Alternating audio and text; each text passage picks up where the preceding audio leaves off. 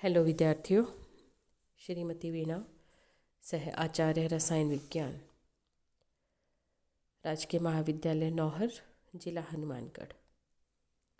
Polymerisation इन एल्केडाइंस, BSc first year में आज की इस सेशन का टॉपिक रहेगा कॉन्जुगेटेड डाइंस में पॉलीमराइजेशन।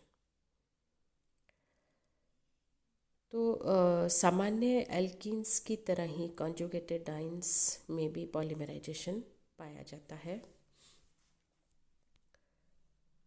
परंतु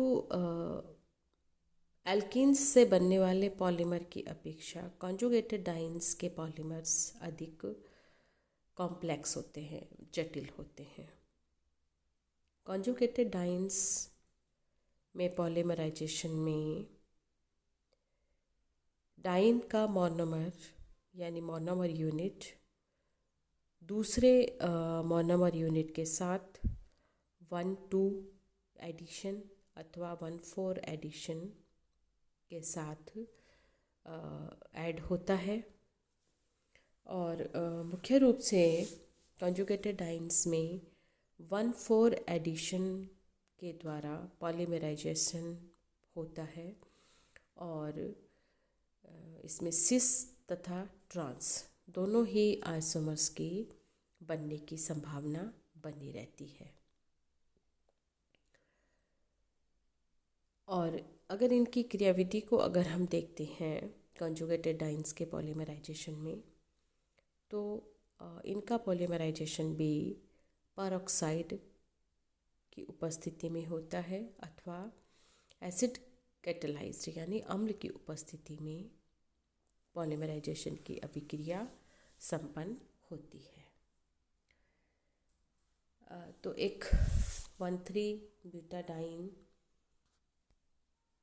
के N मॉलिक्यूल के साथ परऑक्साइड की उपस्थिति में पॉलीमर बनता है जो सिस अथवा ट्रांस पॉलीब्यूटाडाइन प्राप्त होता है। यहाँ इस स्ट्रक्चरल प्रेजेंटेशन में आप देखें 1,3-ब्यूटाडाइन के 2 मॉलिक्यूल परऑक्साइड की उपस्थिति में सिस पॉलीब्यूटाडाइन तथा ट्रांस पॉलीब्यूटाडाइन के स्ट्रक्चर आप देख रहे हैं, सिस फॉर्म एंड इसकी ट्रांस फॉर्म। अब कॉन्जुगेटेड डाइंस में इम्पॉर्टेंट पॉलीमर्स हैं नेचुरल रबड़, सिंथेटिक रबड़ जिसमें ब्यूना N तथा ब्यूना S और इसके अलावा है नियोप्रीन रबर। यानी कॉन्जुगेटेड डाइंस में बहुत ही उपयोगी पॉलीमर प्राप्त होते हैं। सबसे पहले हम लेते हैं नेचुरल रबर। प्राकृतिक रबड़ आइसोप्रीन का रेखीय बहुलक है,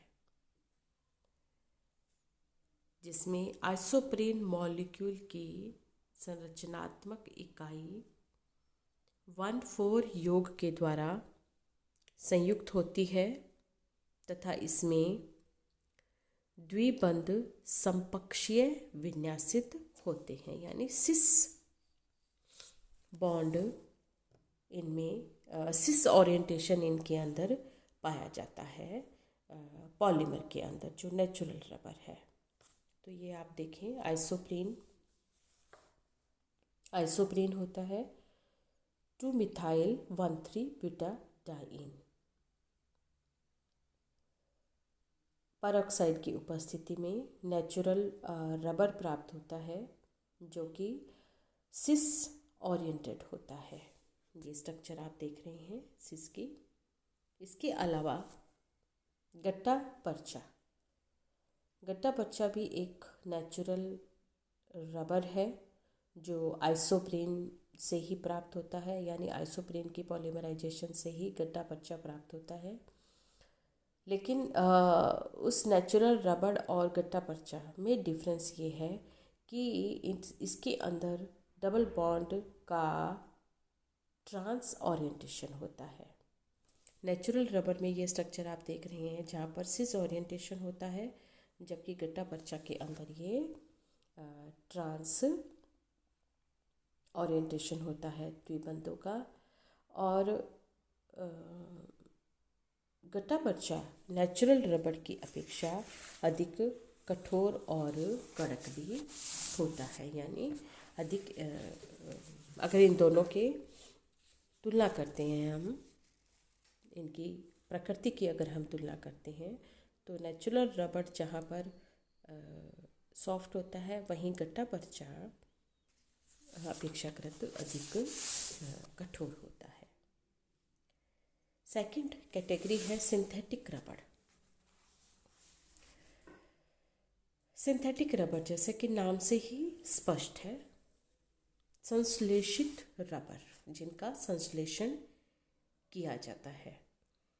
तो डाइन के पॉलीमराइजेशन से कई प्रकार के सिंथेटिक रबर का औद्योगिक उत्पादन किया जाता है। संश्लेषित रबर यानी सिंथेटिक रबर जिनमें सिस और ट्रांस दोनों ही प्रकार के आइसोप्रीन पॉलीमर होते हैं, ये इनकी प्रकृति नेचुरल रबर के ही समान होती है। तो ये कई प्रकार के होते हैं, हम पढ़ेंगे ब्यूना एस, ब्यूना एन तथा नियोप्रीन रबर। पहले लेते हैं ब्यूना एस। ब्यूना एस 1,3-ब्यूटाडाइन और स्टाइरिन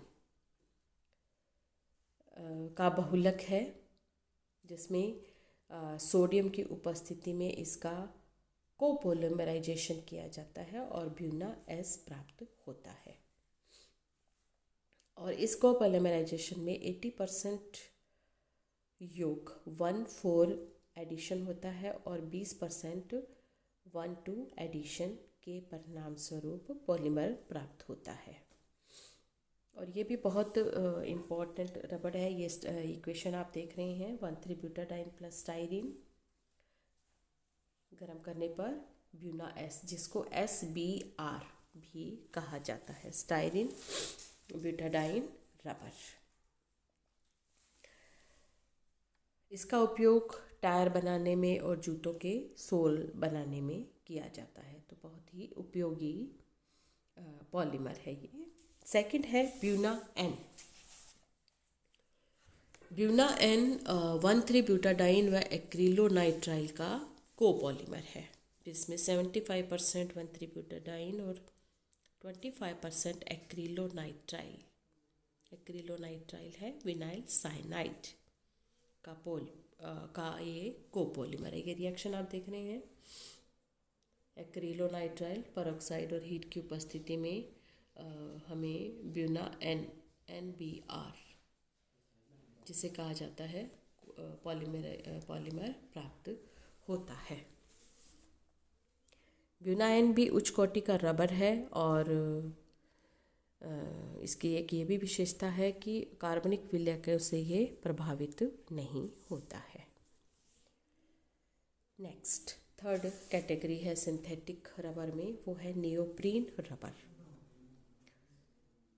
ये है 2-क्लोरो-1,3-ब्यूटाडाइन का पॉलीमर नियोप्रीन रबर। ये देख रहे हैं आप, नियोप्रीन को यानी जो 2-क्लोरो-1,3-ब्यूटाडाइन है उसे क्लोरोप्रीन भी कहा जाता है, और पर ऑक्साइड की उपस्थिति में इसका पॉलीमराइजेशन रिएक्शन संपन्न होती है और नियोप्रीन पॉलीमर प्राप्त होता है। यह एक अच्छा मौसम प्रतिरोधक संश्लेषित रबर है और बहुत ही उपयोगी है। नेक्स्ट और एक छोटा सा टॉपिक आता है, वो है रबर का वल्कनीकरण, वल्केनाइजेशन ऑफ रबर। क्या होता है वल्केनाइजेशन? अब जैसा कि आप जानते हैं और आपने अपने हाथ में रबर को लेके देखा भी होगा कि जब हम उसको खींचते हैं तो उसमें एक खिंचाव उत्पन्न होता है और वो अपने जो उसका निर्धारित जो आकार है उससे वो खींचकर आकार भी उसका बड़ा हो जाता है, और जब हम उसको छोड़ते हैं तो वो अपनी पूर्व स्थिति में लौट आता है। ये एक रबड़ की उसकी क्वालिटी होती है। तो वल्केनाइजेशन ऑफ रबर क्या है?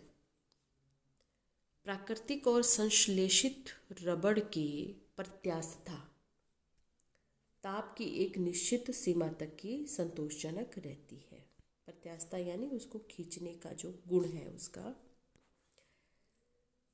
यानी ये टेम्परेचर डिपेंडेंट होती है। कई बार क्या होता है कि सर्दियों में यह सिकुड़ जाती है और बहुत हार्ड हो जाती है, और गर्मियों में ये बहुत ही चिपचिपा सा ये पदार्थ बन जाता है। परंतु अगर वल्केनाइजेशन अगर हम करते हैं तो उससे रबड़ की इस क्वालिटी को बढ़ाया जा सकता है, यानी रबड़ की इस प्रत्यास्थता को बढ़ाया जा सकता है। इसके लिए यानी वल्कनीकरण के लिए रबड़ को सल्फर के साथ गर्म किया जाता है। तो वल्कनीकरण यानी वल्केनाइजेशन एक विधि है जिसमें एक ऐसी अभिक्रिया होती है जिसके परिणाम स्वरूप निकटवर्ती आइसोप्रीन के बहुलकों की श्रृंखलाएं आपस में सक्रिय एलिलिक स्थितियों पर सल्फर द्वारा सहसंयोजक बंध से जुड़ी रहती हैं। मैं पुनः रिपीट करती हूँ कि वल्कनीकरण विधि में एक अभिक्रिया होती है जिसके परिणाम स्वरूप निकटवर्ती आइसोप्रीन की पॉलीमर चेन्स आपस में सक्रिय एलिलिक स्थितियों यानी एक्टिव एलिलिक पोजीशंस पर सल्फर द्वारा सहसंयोजक बंध से जुड़ी रहती हैं।